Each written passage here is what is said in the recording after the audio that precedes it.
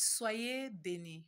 Je suis l'évêque Jonas Chantal Yologaza. J'aimerais dédier et envoyer ce message à son Excellence le Président de la République, Monsieur Paul Biya. Excellence, j'aimerais vous dire, je sais que vous êtes au courant aussi, mais nous les hommes de Dieu, nous qui prions, avons annoncé déjà des années avant la situation à venir de notre nation. Beaucoup vous ont écrit. Il y a eu un collecte des hommes de Dieu qui vous ont écrit. Je ne sais pas, peut-être que vous leur avez répondu, peut-être que les dispositions avaient été prises pour qu'on puisse intercéder pour notre nation. Excellence, Monsieur le Président de la République du Cameroun, tout va mal. Tout va mal parce que on a vraiment comme l'impression, nous qui sommes au bas peuple ici, nous avons comme l'impression que on est dans la cour du roi Péto. Jadis, il était impossible qu'on se tienne et qu'on accuse ou qu'on dise certaines choses comme ça, qu'on se tienne, qu'on insulte un homme âgé, comme vous d'ailleurs, vous avez été victime.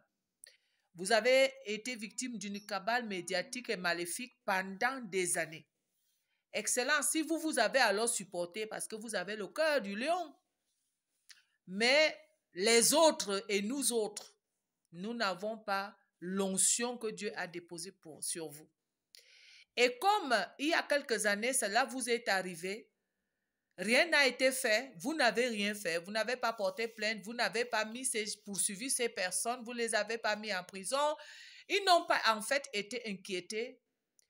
Permettez-moi, Son Excellence, Monsieur le Président, de vous dire que c'est à partir de là que tout s'est gâté. Parce qu'il y a un proverbe Betty et Kan qui dit que lorsque quelqu'un vient, un jeune de votre âge vient s'attaquer à votre père, c'est qu'il vous envoie un signal pour vous demander, pour vous demander de réagir si vous êtes un homme. Et le même proverbe poursuit et dit, si un papa entre dans la cour d'une famille et se met à tabasser un enfant, un fils de cette cour, c'est que ce monsieur envoie un signal fort aux parents. J'ai tapé sur votre enfant, si vous êtes fort, réagissez.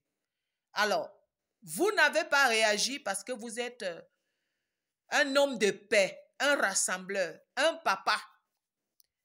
Mais savez-vous que cela a causé beaucoup du tort parce qu'aujourd'hui, tout le monde se pense permis. Tout le monde se croit permis d'insulter et de dire des affabulations contre qui? Aujourd'hui, lorsque vous postez votre vidéo, votre image ou votre inspiration sur les réseaux sociaux, n'importe qui a le culot de venir vous insulter et se croit capable avec le droit ou alors le devoir de vous dire des choses impossibles. Excellence, Monsieur le Président, on prend le bas peuple comme des fous. Par exemple, lorsqu'on nous fait lire dans des journaux que un ministre a emporté 4 milliards dans une valise, c'est une façon de se moquer du bas peuple parce que nous savons bien que 4 milliards de francs CFA ne peuvent même pas suffire.